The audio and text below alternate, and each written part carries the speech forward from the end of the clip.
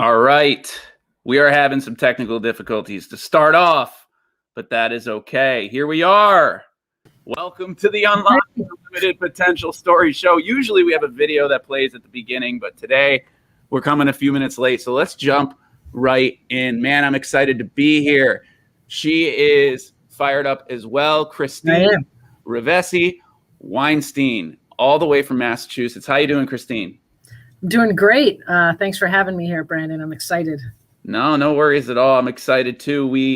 I've been following you for a while. We were talking a little bit on the pre-show, excited to be a teammate with you over at CodeBreaker, and really excited to kind of dive into, that book, which is coming out in the very, very, very soon future, which is awesome. Yep. And we're going to talk about that book, Fighting Your Inner Voice, as well as you're an author of the book Anxious. So you're an author of 2 books. You're a school administrator. You're part of the MASCD board, which shout out to our ASCD people out there. Yep. And you also have a YouTube channel called The Runner's High. So welcome aboard. Thanks for joining us. How you doing today? Thanks for having me. I'm doing really good, actually. It's a super busy time of year right now.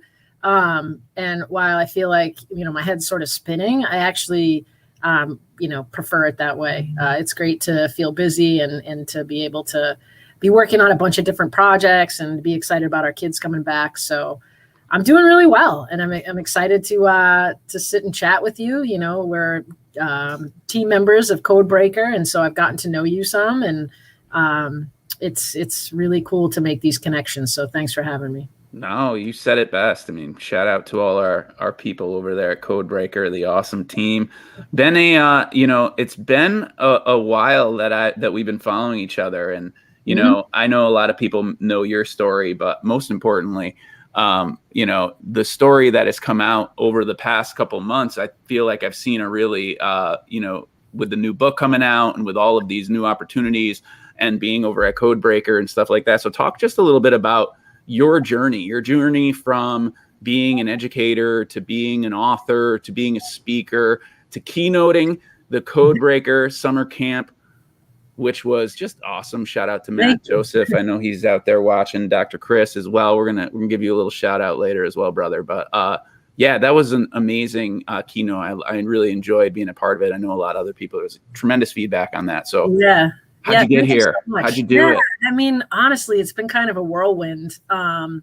So it's, I've obviously had anxiety my whole life. Like it's, it doesn't really matter when it was diagnosed. It's existed. And, I spent so much of the early years of my professional career just really fighting it and kind of having 2 things go on separate, right? Like I had my professional life and the person that I was in front of the classroom. And then, I had kind of what was going on behind the scenes. And I just it all kind of started to come together after I kind of got healthy and, was medicated in therapy and where I needed to be personally. I used to teach AP biology, and we were going over a lesson on the brain. And I had a student raise her hand and say, Ms. Weinstein, is this mechanism you're talking about right now, how SSRI drugs work? And, that was the type of medication I was on at the time. And so we've all had those teacher moments where you there's a fork in the road and you can go down this path or that one. And so I could have just said, yeah, and moved on. But I decided to say yeah, absolutely. That's how the medication I'm on works. And that kind of opened the floodgates. And from there, I started a nonprofit organization geared towards encouraging folks to kind of move as a way to deal with their anxiety. And when I jumped from, the classroom and department head into a full-time administrator, some of the people I worked with made note of the fact that I had this nonprofit and said, hey, have you ever thought about sort of bridging the 2, right? So you do all this work for anxiety outside of schools. Have you ever thought about trying to bring it into schools? And it was suggested that I kind of write about it. So out of nowhere on a whim, I just started writing, kind of my experience and what I had learned, and sent it out to a couple publishers, specifically eSchool News picked it up. It became the most read article that year, which is pretty unheard of as a new person with really no kind of name to herself, right? No one knew who I was. And then started making videos of like the thoughts that I had while I was working out and running, because I use that as like a form of my therapy. And that got seen by Times 10, which is a publishing company that reached out to me and asked if I wanted to write a book. So in like a mere 6 months, I went from, brand new assistant principal, kind of trying to get her leadership feet wet, and to, a soon to be published author. And it's the more I've embraced who I am and the more authentic I've been and the more I've exposed myself, the more opportunity has presented itself. And so I started joining the leadership lounges that I've seen you on. That they're great. I missed them actually this summer. And, I kind of connected with Brian Aspinall there, and he said, you got any ideas? And I had been thinking of writing a book that was more personal, like my story specifically. And he loved the idea. And suddenly I have, weeks away from the release of my second book and coming off of, a keynote that, you can only sort of dream of, right? When you start to see like, this could potentially go somewhere, right? Like I could be on stage someday. So it's kind of a long answer, but that's really how, in probably maybe 3 to 5 years, I've gone from, the quiet, anxious teacher in the room to where I sit today. So all risk taking. Yeah. And, the power of vulnerability, It's like Brene Brown is, what I think about when I hear your story as well, just your work being about, you and your journey and your story, and how, that's it, people like to read it, which it's really hard to share. Right. And really, probably therapeutic in many ways as well, to be able to go through your own story and be able to really look at it. I know that, in my writing too, like we all share our personal stories as much as we possibly can, and the personal stories of others, hence the meaning of this podcast, like the stories, Right. how important people's stories are. And I'm always fascinated with that. And what I'm fascinated with is how you're somebody who talks about having anxiety, yet you're sharing your vulnerability, which brings more anxiety, right? So it's like one breeds the other, breeds the other, breeds the other. But it really comes back to this whole idea of like, we're all dealing with it, and I don't like to, I don't want to say we're all suffering with it, but we're all dealing with it. And some of us are suffering with it. And it's a really important topic, super, super purposeful topic, especially this time. We're kind of talking about anxiety. We were just talking about the anxiety of going back to school, of school starting up again, of all the craziness and all the anxiety that was brought with, the pandemic. And, I think the pandemic really breeds success for some people that are able to kind of rise above and look at it inwardly and really look at the power within them. And I love that you share that. And, I want to dive into that. I want to talk a little bit about, kind of your thinking behind the stories in your book, and kind of, you have 9 million stories of your life, right? Yeah. How do you pick, how did you kind of come up with putting that all together? So the book started out as a concept. It's going to be called Leading Through Anxiety, or Leading with Anxiety. That's what it was pitched as, and that's what I signed on as. And that's kind of what I sat down to write. And it was going to be stories of me as a leader, and when I can remember being very anxious, and kind of how I fought through that, right? But I felt like my story of leading through my anxiety began way before I was ever an educational leader. Like you're a leader for yourself before you lead anybody else. And what I realized was that, what I'm doing now as a leader with anxiety, I was prepared for because of all the times leading up to it that I had experienced very impactful moments that helped define who I was, that I had to fight through. And so it suddenly morphed into more about really poignant moments in my life where I had a narrative that I had to fight, that wasn't my narrative. Like, it's not what I thought myself to be and how I projected myself to others, but it's what everyone else thought of me. And I realized that was far more universal a topic, right? So not everyone has anxiety, but everyone has sort of internal demons and that narrative that they've had to fight in their life, whether it's ongoing or they've gotten past that, whatever the case may be. And I didn't want it to just read like a memoir, like, here's Christine and this is her story, because I want people to resonate with it and see that this is something that a lot of people suffer from. So I reached out to some other educators and I got 5 amazing people and from all different aspects of the educational world willing to share these stories that are just gut wrenching. Right. And so I felt so overwhelmed with the task at so many points along the way that these people had these unbelievable stories that I was now tasked with writing, right, to do it justice. And a lot of times I was stymied, I had to put it away and do a lot of reflection. And, I wanted to be really open with all 5 of them. So I wrote the stories and shared them with them. Like, just here's what I wrote. And they gave me feedback. I made any changes they wanted to. And so in terms of picking stories for me, it was kind of easy because I think if you think about your life and you focus on a specific thing you're trying to remember, moments that really defined you in terms of overcoming, I think you could select, a handful. And I was able to select 10 specifically that all kind of like intertwined in some way, shape, or form that I almost didn't even realize at the time, and it was risky. It is risky, right? There's really personal stuff in the book for myself and the other 5 contributors, but it's much like the keynote I did last week, right?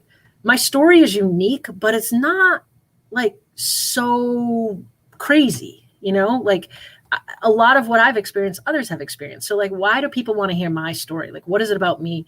It has nothing to do with the specifics of the story. It's the willingness to speak. It's the authenticity. It's, wow, okay, there's this person that wants to take this risk. And I think that's what resonates. And so as risky as it is to throw my stuff out there, I think it's worth the risk to make that connection with people. And, if I can make a connection and resonate with one person, then my life's work is done. Like I've accomplished what I want to. That's what makes me tick. So, yeah, we say this all the time on the show. We rise by lifting others. Right. And yes. We really do, and for you to not just say, well, this isn't going to be just my story. This is stories of these others. You did like a dissertation, by the way. You did like a full like coding analysis and like completely, cross-referenced everybody's stories. It's pretty amazing. So, what are some, I know you probably talk about this in the book, but like, you've had a lot of time to reflect upon it. So what are some like takeaways you have? And I know that, we talk about dealing with, there's 2 levels, right? There's dealing with your anxiety and your inner voice as an educator, and there's dealing with your anxiety and your inner voice as students. So, there's kind of, let's kind of unpack that for a second. So what are some things that you noticed or, reflected upon and learned about related to teachers, educators, administrators, the adults in the building? Yeah, so that's a good question. And I mean, this might be like a cop-out answer, but what I realized in writing this book is not just for educators. It's not just for students. It's not just for teachers, staff. This book is actually for everybody, right? And it was something I was nervous about when I came to that realization because, the first book that I wrote was kind of a how-to, right? It was, here's a scenario. You as an educator, this is how you help your student. It was very sort of straightforward in that regard. This isn't a how-to at all. In fact, in the last chapter I refer to it, it's a hope to. That's what this book is, which is far more powerful, in my opinion, than a how-to, right? Because if you can give people hope, you can empower them to accomplish great things. And that was another reason I was willing to kind of dive back into my life as a teenager and as a young person, because if a student were to pick this book up, they should be able to connect with it in that way. And really what I want adults to take away from it is that we shouldn't be ashamed of our stories. They are who we are. And the more we are ourselves, the more we're going to connect with kids. And we all know the more you connect with kids, the more successful they're going to be. So I hope that people will read it and be more risky and willing to show themselves and be authentic with their students. And I think that, we could move mountains that way, because kids are going to do great things if they connect with their teachers. So it's kind of where I've landed in terms of the project itself. Specifics, I mean, this was a very almost cathartic experience for me, and really therapeutic to have to dive into some of the dark places of, my mind, and also reflecting on other people's stories. There were lots of connections I made that I'd realized I'd kind of run away from. And there were moments where I had to just put it away.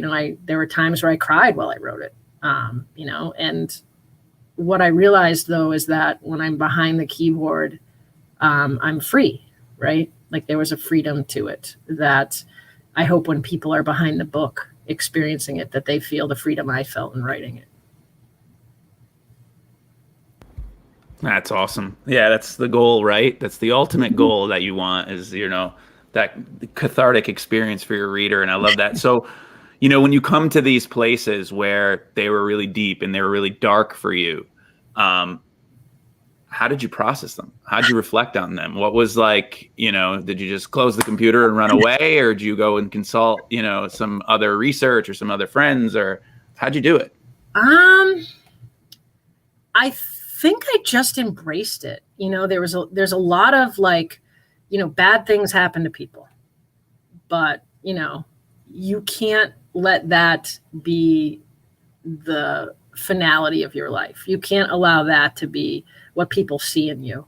And every experience, I know this is so trite, but every experience you have, even the negative ones, there's something positive in it, right? And so when I would close the computer and just have moments of just sadness, I'd eventually be able to get myself out of it, because I was like, wait a minute, like, I'm so much a better a person now than I was then. And like, if this experience hadn't happened to me, I wouldn't be who I am right now.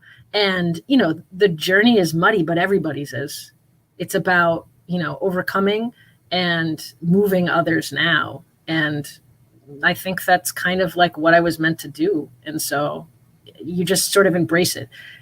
Reading it back when you go through the editing process is hard the first go round, but then it becomes like, no, like, yeah, this happened, and this is who I am, and I'm not afraid to let people know. Like, I don't have to keep it in the dark anymore. And so it's gotten a lot of good response, and that through the editing process, as you get a lot of sort of commentary feedback as well as actual suggestions. Daphne McMenemy is just an incredible person. I am so fortunate to have had the opportunity to work with her.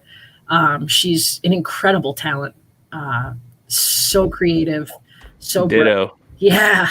And,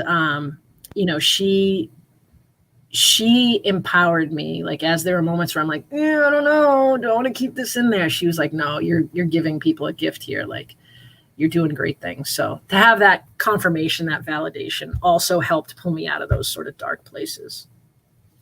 Shout out to Daphne. Yeah. And me. Yes, she is amazing. And talk a little bit about, you're going through that process, you're going through the editing, you're kind of in the finish line of the book, and then CodeBreaker comes to you and says, hey, we want you to keynote, our upcoming summer camp event. So talk a little bit about, where that took you in terms of, your vision. Yeah. So, wow, that was a crazy moment, when Brian reached out to me. I couldn't believe it. And so I'm, I think for me, I didn't want it to completely mirror the book, but I wanted my keynote to kind of explain the rationale behind it. So CodeBreaker is all about breaking the status quo and disrupting it, right? We do things different. We're not going to worry about what the expectations are. We're just going to do us. And ultimately, that's the book, right? So this book isn't a how-to. This book isn't formulaic. It's not prescriptive. This is me, right? And they gave me the ability to write my book. And so I felt like the keynote should be a metaphor for that. So I presented myself. This is who I am. And we're not going to stand up here and do things like a keynote normally would. I'm going to share who I am as a human being, not as a professional. And we're going to talk about little things that we can do to break the status quo. And I want people to know that, like, the stuff that they're thinking about, like when, we talked a lot about social media in my keynote, like there are a lot more people thinking that. Like, you don't have to feel bad about that. And that was kind of how I processed it. So it took me a while to like put it together. But I knew ultimately that's what I wanted to do. I didn't want it to just be like a book plug. I didn't want to get up there and talk about like fighting my own inner voice, but I didn't want to say that specifically, but I think in general, I was able to communicate that, this is what goes through your mind, and that's okay, because we want to break these status quos that we're constantly fighting. So it was an awesome experience. I'm so psyched to have done it. It's funny because you mentioned like you have anxiety and then you do something that inherently creates anxiety. Like, you should have seen me on the side of the stage, like the half hour before like it actually kicked off. Like, I was a hot mess. Like, it was bad. But it's like, it's part of the process, right? Yeah, absolutely. And that's the stuff that a lot of people don't see and a lot of people rarely share. Yeah, so for you to share that is exactly what it's all about, right? It's all the work that led up to it. The key's on 30 minutes, but the hours that lead up to that 30 minutes is something that a lot of people, they don't have a concept of, right? Yeah, no, absolutely. Yeah. We talk about that, the summer camp experience. And, one thing we do on this show is we dedicate the show to someone who's out there unlocking unlimited potential in all whom they serve. And when we talk about the CodeBreaker summer camp, we can talk about Matt Jones, but we can also talk about this guy right here, Dr. Christopher Jones. You got to follow him, an extremely passionate individual who was behind the scenes working with Matt and the CodeBreaker crew, Brian, Daphne, and everybody else. And they put on a hybrid conference that was, we had a couple different continents there. We definitely had United States. We definitely had Canada as well. We had North America was representing hardcore. We had people in Australia. And the idea of it being an ed camp style with people being able to pick, and that was the hardest part for me, like being able to pick one session when there were 6 at a time. Yeah. But shout out to Chris. He did such an amazing job with the crew there, and great to have him. So I know you know him as well. Yeah. Chris, like, I know maybe I was a bit of a handful, as the girl with anxiety coming in and have to do the keynote, but he was beyond accommodating. He let me arrive the day before. He set up the whole presentation, the stage. He let me actually do a complete run through of it, which was huge for me to hear myself do it. And he never judged. He never questioned. He was nothing but supportive. I felt completely empowered by his, openness and his embracing me being there. And, definitely would not have gotten through it if not for Chris. So I really appreciate him. And that's what it's all about, and it's all about meeting and connecting with awesome people and being able to go to these opportunities and be in, kind of for some of you, your first in-person experience. I know a lot of code breakers haven't met each other in person. Sorry, Frank, we almost met up in New Jersey, and Frank and I came and we were like in the same place, but we couldn't connect. It's a long story, but anyways, so that part's really cool. That was happening. I'm really excited, for future, in-person collaborations and things like that.